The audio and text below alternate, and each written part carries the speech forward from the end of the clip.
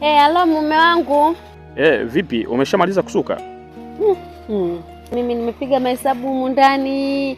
Kila nikiangalia naona kuna vitu haviko sawa.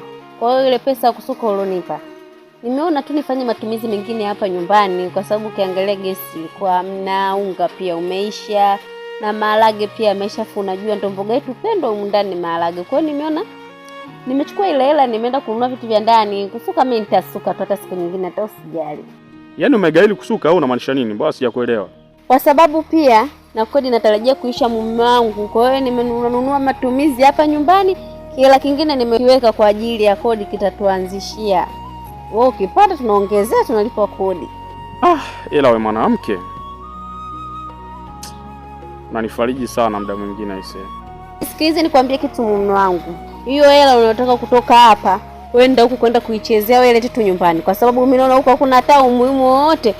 Wewe lete hiyo hela nyumbani, tupike hapa tule, tuhifadhi, tujue tunafanyaje. Huko kwingine kwa tutenda mambo yetu yakiwa sawa, kwa sababu sio sehemu ya ulazima sana. Hivyo na habari kama unasaidia sana kunyosha mstari wa maisha yangu. Kikubwa uzima tu, vitu vingine vyote ni mapambo tu ya dunia. Shida yangu mimi nitakaupendeze kwanza. Kama kwako hilo utakuwa umeona lipo sawa, jambo jema sana. Nashukuru sana mke wangu. Haya mume wangu, usijali. Basi sawa, hakuna shida. Mimi nitarudi baadaye hapo nyumbani mke wangu. Haya.